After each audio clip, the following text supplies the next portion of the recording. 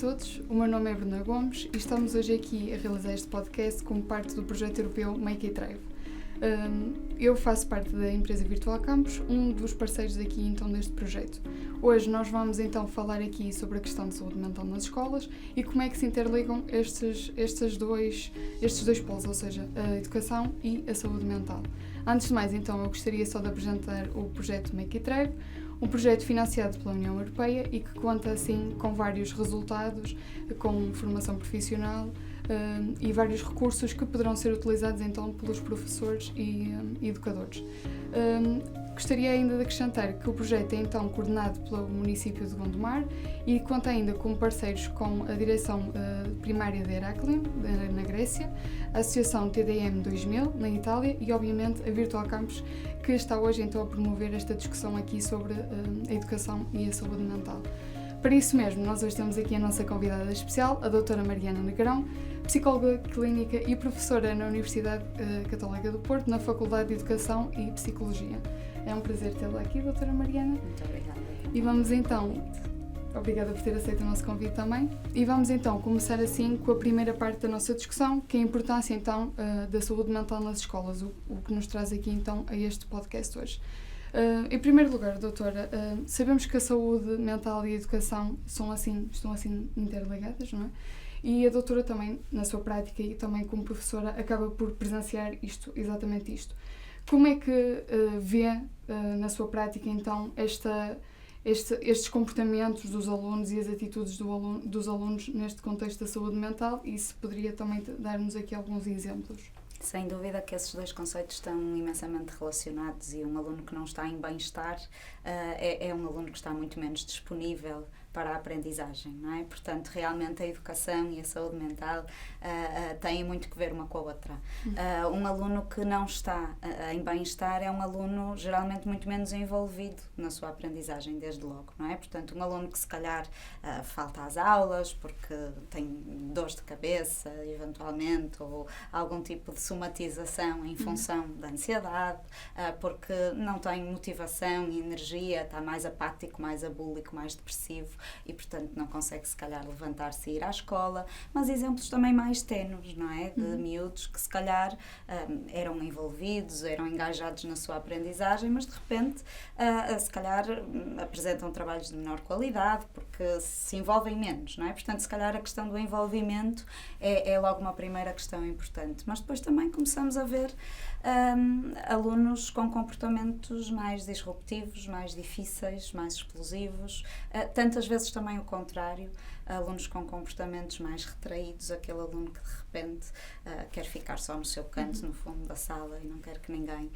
o aborreça, não é? Portanto, temos muitas manifestações no envolvimento, no comportamento, e que, portanto, derivando isto no rendimento escolar, não é? Que muitas vezes, lá está, são alunos que começam a ter trajetórias de menor rendimento, de menor capacidade de aprendizagem, porque também os processos atencionais, os processos de memorização estão em situações de fragilidade em termos da saúde mental mais comprometidos, e portanto são alunos com mais dificuldade neste sucesso escolar e académico, não é? Portanto, a relação entre as duas questões é mesmo muito grande, e é muito bom que o projeto a traga também aqui à discussão. Sim.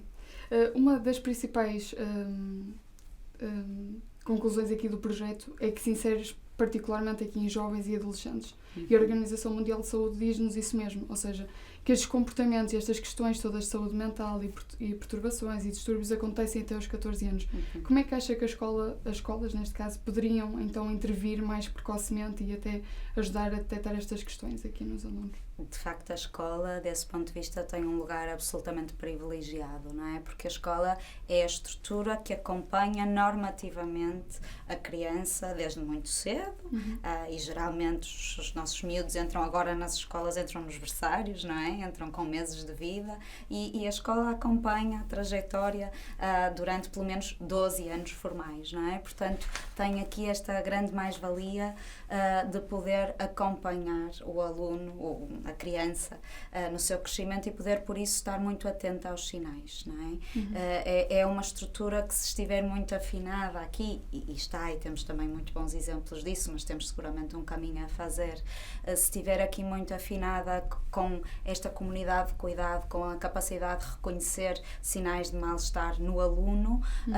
vai conseguir ter um papel de intervenção precoce, não é? Porque tem educadores, tem auxiliares, tem psicólogos que seguramente podem detectar situações cedo, podem colaborar na sua intervenção ou podem encaminhar para a intervenção especializada, podem também ir dirimindo algumas questões em programas de prevenção que são cada vez mais presentes também nas escolas e mais importantes, e se calhar falaremos também um bocadinho disso, e portanto através de todas estas questões, desta atenção, desta sinalização, desta intervenção de variadas formas, pode seguramente minorar aqui o impacto de muitas questões, não é? Para que elas não se estruturem e não se configurem depois como problemas mais consolidados. Portanto, sem dúvida, as escolas não podem estar sozinhas nisto, mas têm um papel extraordinariamente importante por este acesso de plateia, no fundo,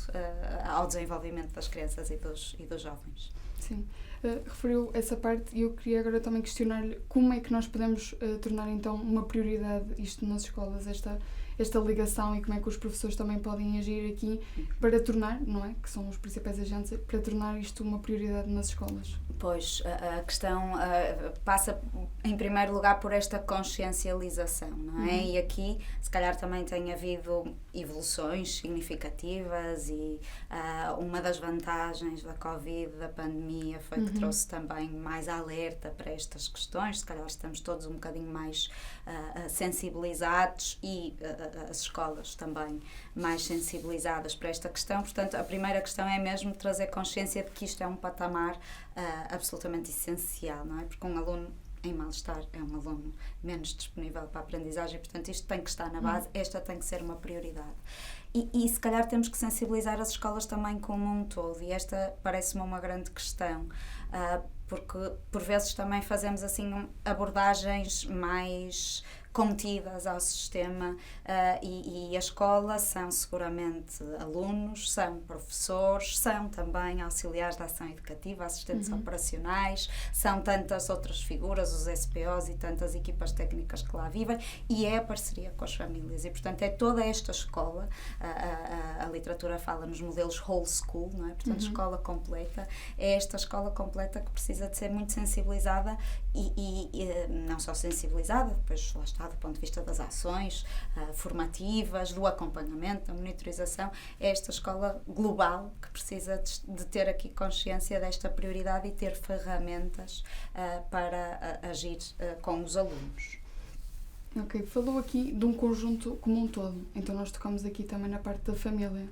Como é que a família também pode estar envolvida nesta questão e como é que pode haver esta ponte entre as escolas, os professores, aqui em conjunto com a família, também para ter mais consciência desta questão, e como é que pode fazer esta ligação aqui no fundo? Toca num ponto que eu acho que é particularmente importante realmente, que é esta parceria entre as escolas e as famílias. Elas são os dois sistemas primários quando falamos na educação de uma criança, não é? E quanto mais, isto também é muito conhecido, não é? A ciência mostra muito isto, que esta parceria, quanto mais funcional ela for, melhor as crianças progridem e maior bem-estar educativo no geral existe. Por isso, cuidar desta relação é muito importante. E aqui também importa perceber que muitas vezes, portanto, há que cuidar desta relação, há que a tornar fácil, e às vezes há entraves relativamente óbvios ou relativamente simples, não é? Por um lado, às vezes as famílias só são chamadas às escolas quando há problemas, não é? Quando surge alguma questão com um aluno, e isto não é se calhar um bom mote não é? Para termos as famílias próximas e numa relação de parceria. Se for também chamado mais vezes para reforçar, para dar conta do que foi a evolução, eventualmente isto ajuda a construir mais. Por outro lado, também acho que há que reconhecer que muitas vezes a nossa escola foi evoluindo, a nossa sociedade foi evoluindo, e na verdade muitas vezes a escola é vista com uma imagem hostil para muitos pais, não é? Portanto, não foi um lugar de segurança, não foi um lugar de sucesso, é um lugar onde eu experimentei eventualmente algumas emoções negativas e, portanto, eu tenho uma espécie de uma barreira na aproximação à escola, não é? E eu creio que algo muito importante e que as escolas vão trilhando, mas que é um caminho progressivo, é realmente esta aproximação às famílias, esta abertura de portas, estes convites para vir conhecer o percurso dos alunos, para vir conhecer os projetos que existem, para mostras, para espetáculos, para o envolver, para formações também. Esta é uma dimensão muito importante, não é? Porque as escolas também podem ser, mais uma vez, não podem ter o único papel, mas podem ser agentes muito importantes na literacia das famílias sobre questões de saúde mental, entre tantas outras, mas para isso é importante que as famílias se sintam convidadas e bem-vindas e que este seja então um lugar tranquilo.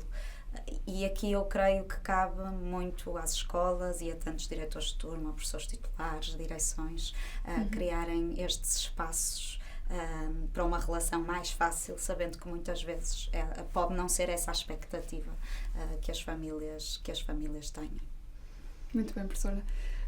Fala aqui dos professores, ou seja, os professores claramente, passando agora aqui um bocadinho à parte de perceber o papel do professor também na escola e como agente ativo aqui nesta questão de saúde mental, que é o que está na frente de linha aqui também no contacto com os alunos e nesta questão da prevenção e da saúde mental. A nossa experiência dita-nos, e pelas conversas que nós temos tido com os professores, que eles se sentem por vezes inseguros em agir e tomar este primeiro passo, porque ou não sabem ou muito bem como também agir, ou então têm traumas passados e também não sabem muito bem como agir. A minha questão seria, como é que nós podemos ajudar aqui os professores então a ter sim um papel mais ativo e a deixarem de se sentir tão inseguros nesta intervenção que eles podem ter? Porque os professores são realmente figuras centrais, não é? E o que estava a referir é algo que também ouvimos muito e que também da minha experiência acontece muito, não é? Que é, eu até se calhar percebo que há alguma coisa de mal ali com o João ou com a Maria, mas quem sou eu? E claro, e não é um profissional de saúde mental, seguramente, haverá um psicólogo na escola, etc., com quem se possa triangular informação, mas o professor está na sala de aula, está com o aluno, se calhar, em 3 tempos letivos por semana, e, portanto, tem um acesso que não é o acesso que o psicólogo tem, porque entra só de vez em quando em alguns grupos preventivos ou porque não tem tanta recursividade na relação com o aluno, não é? Portanto, o professor tem aqui um papel fundamental para a detecção de alguns sinais e é muito importante que esteja sensível a isso e, portanto, eu acredito que aqui cada um tem o seu papel, mas como dizia, é importante que toda a escola esteja atingida destas questões da saúde mental e é importante apostar muito na formação aos professores para a detecção destes sinais de mal-estar, não é? Para que eles possam perceber quando é que vale a pena ir questionar a família se está algo a passar-se para ele, perceber se vale a pena sugerir ao psicólogo que possa passar na turma e que possa fazer ele também a sua avaliação, para que ele eventualmente, e esta é também outra questão, e lá está, cada um no seu papel, mas o professor pode também ter uma primeira abordagem leve ao aluno, não é? Mas empática, está tudo bem contigo, sinto que tens estado um bocadinho mais retraído, um bocadinho mais disperso, não é? E portanto, este papel é um papel fundamental, seguramente na colaboração com os outros profissionais da escola e aqui seguramente os psicólogos como um braço da saúde mental na escola, mas um papel muito importante e, portanto, a aposta na formação dos professores sobre esta temática é muito importante. Nós temos tido algumas experiências neste sentido e lá está, os professores ao início reportam esta grande insegurança e depois reportam a tranquilidade de conseguirem perceber, discernir os sinais e discernir também quando ativar outros serviços colaborantes na ecologia da escola. E isso é uma força para todos, seguramente. Exatamente. A próxima questão seria, os professores têm de agir, não é? Mas também têm de saber cuidar da sua própria saúde mental. E como é que eles podem, então, cuidar, enquanto têm aqui este papel ativo, também cuidar da sua própria saúde mental e criar esta resiliência, ou seja, ter na mesma este papel ativo, mas ao mesmo tempo não descurar também a sua própria saúde mental. É fundamental, sem dúvida. Acho que estamos, como dizia todos, um bocadinho mais despertos enquanto sociedade para isto, para o quanto também só estamos capazes, nomeadamente, de exercer as nossas funções profissionais e de cuidado do outro, quando estamos também suficientemente bem. Mas é interessante também que investigação recente também da nossa equipa, mas de uma forma generalizada, tem mostrado que os professores são uma classe profissional bastante em risco do ponto de vista até do stress pós-traumático, que é algo que às vezes associamos mais às profissões do âmbito da saúde, INEMs, etc., que realmente lidam com muito mais situações de crise, mas os professores lidam com muitas situações de crise dos seus alunos e lidam de uma forma continuada, no contexto de uma relação que é comprometida e que acompanha o aluno. E esta é uma questão muito grande, para além de outras questões pessoais que possam existir, para além de uma grande exigência e de burnout que possa existir, esta questão de eu preocupar-me com os meus alunos que vivem situações por vezes muito complicadas e onde eu me sinto aqui também um interveniente. Isto é algo que pesa na saúde mental dos professores e os estudos têm vindo a demonstrar isto. Portanto, precisamos sim muito de cuidar destas pessoas, por elas próprias e pela função educativa que têm, que pode serem muito ampliada se estiverem em bem-estar, e para isso, claro, temos que apostar no autocuidado, temos que sensibilizar as pessoas para o papel que podem ter em um momento de descanso, olhar um pôr do sol, manter relações positivas com os outros e não descurarem esta dimensão. Mas temos que ter cuidado também aqui um bocadinho com a armadilha do autocuidado, ou seja, esta tem que ser uma questão também cuidada organizacionalmente. Não pode ser só dizer aos professores que tens de cuidar de ti, mas se calhar a organização escola também tem que pensar um bocadinho como é que pode melhor cuidar dos seus professores, e isto é transversal a tantas outras organizações, não é? Portanto, muito esta questão de como é que, e a investigação também mostra que, por exemplo, a questão das lideranças é fundamental, como é que as lideranças atuam junto dos seus professores, com empatia, vendo sinais também de bem-estar, mal-estar, estando flexíveis dentro dos graus de liberdade possíveis para desburocratizar, para aliviar algumas funções, para estando responsivas também a estas questões.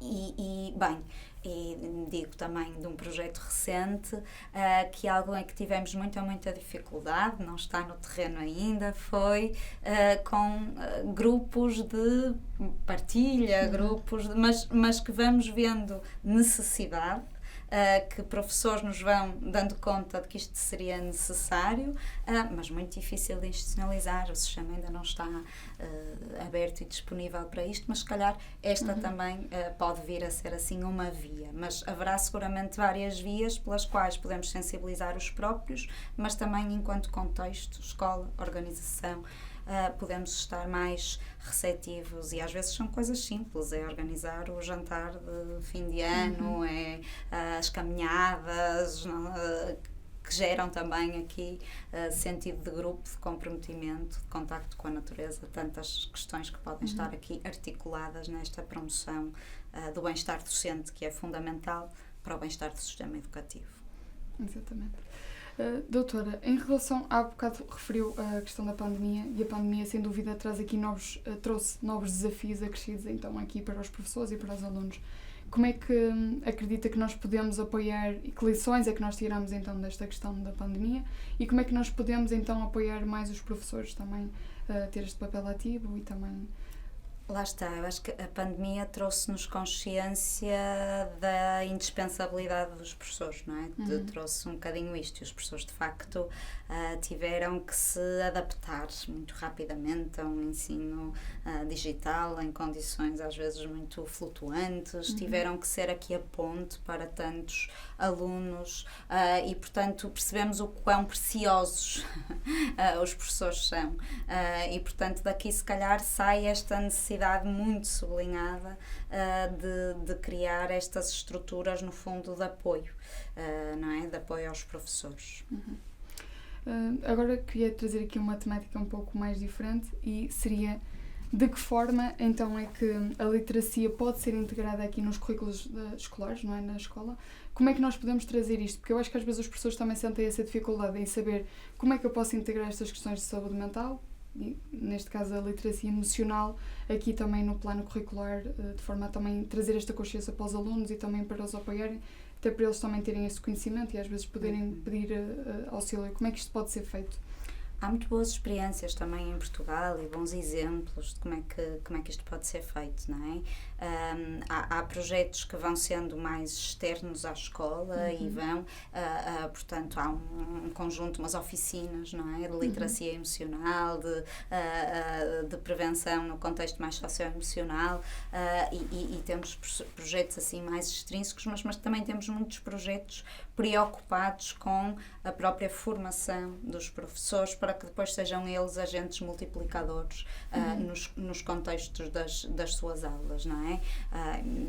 E temos exemplos de práticas internacionais, mas também temos exemplos nacionais, assim, mencionar um ou dois com certeza que deixarei de fora muitos outros, mas temos um programa Drop e um programa Sou Capaz, que são programas construídos nacionalmente e também já com algumas pistas de validação que mostram que são eficazes e preocupados com isto, com formar docentes para que eles estejam capazes de depois estar com os seus alunos e trabalhar estas questões que vão no sentido, lá está, da literacia emocional mais básica, de descodificar emoções, mas também de como é que isto se coloca na relação com os outros e criar não só numa lógica de conhecimento, mas também de aplicação, não é? A situações que podem ser imaginadas, mas que têm uma grande adesão ao comum, ao dia-a-dia. E isto vai com dinâmicas de grupo, há projetos que trabalham numa lógica de realidade virtual, há projetos que trabalham com metodologias de arte diferentes, alternativas, mas muito possíveis de incluir nos 45 minutos letivos. E é importante trazer isto desde cedo. Não é? É importante trazer estas questões desde o pré-escolar, mas possível de trabalhar realmente até ao final da escolaridade em níveis crescentes de complexidade.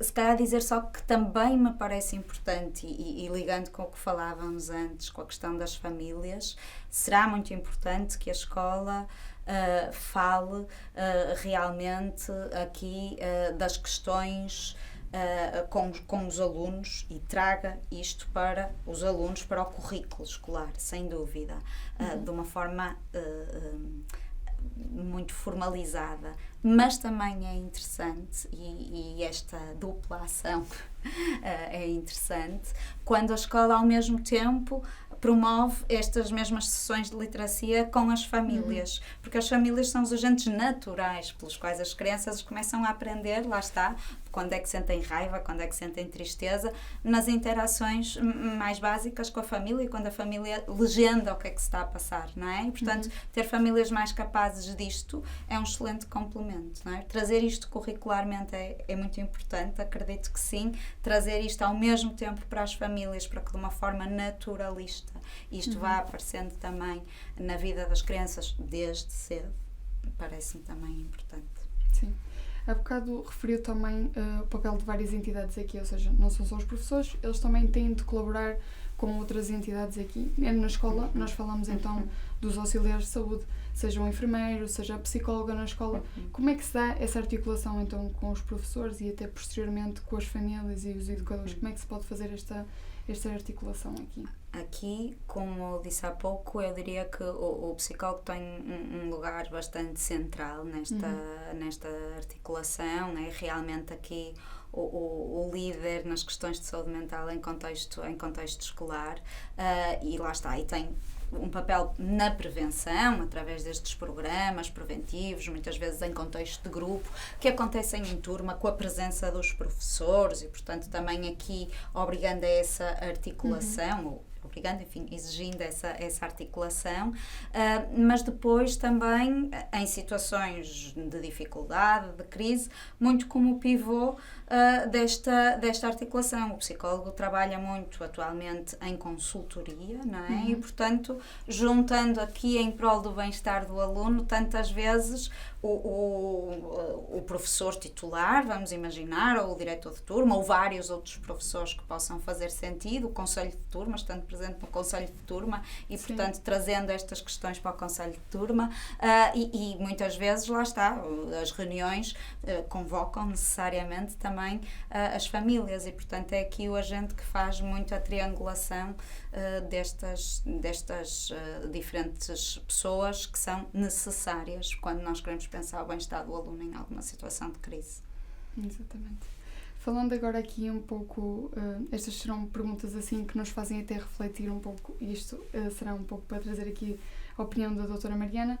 Se pudesse redesenhar então o sistema educativo, o que é que seria para si a escola ideal? Como é que nós podíamos então interligar todos estes pontos? Essa é uma pergunta assim um bocadinho mais exigente, talvez, e quantos mais pensarmos sobre isso, melhor, porque seguramente na junção de muitas ideias estarão boas pistas, mas seguramente eu diria que a escola ideal é uma escola onde os alunos estão de facto em bem-estar e por isso estão curiosos e despertos para essa coisa fantástica que é aprender e saber mais. E para isto tem que ser uma escola muito relacional. O ingrediente das relações é fundamental, isso a psicologia mostra-nos sob vários pontos de vista, não é? Nós somos criados para a relação e se as relações forem significativas e facilitadoras do nosso desenvolvimento, tudo corre bem.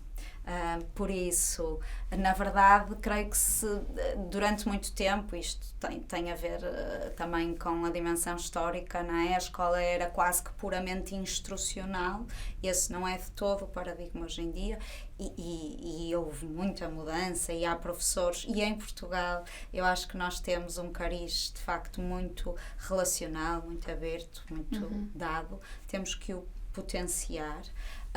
Mas uma escola muito ligada com esta cultura, com este cuidado das relações, seria seguramente uma escola ideal.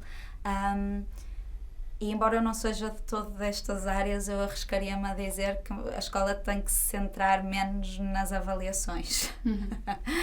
E que isso também vai trazer espaço para considerarmos outras questões de saúde mental. Às vezes, e quanto mais progredimos na aprendizagem, mais vamos sentindo isso, que há aqui um peso muito grande do que vai ser a avaliação e depois os acessos a outras etapas e que isso às vezes constrange aqui um bocadinho outras questões. Portanto, isso eu diria que sim.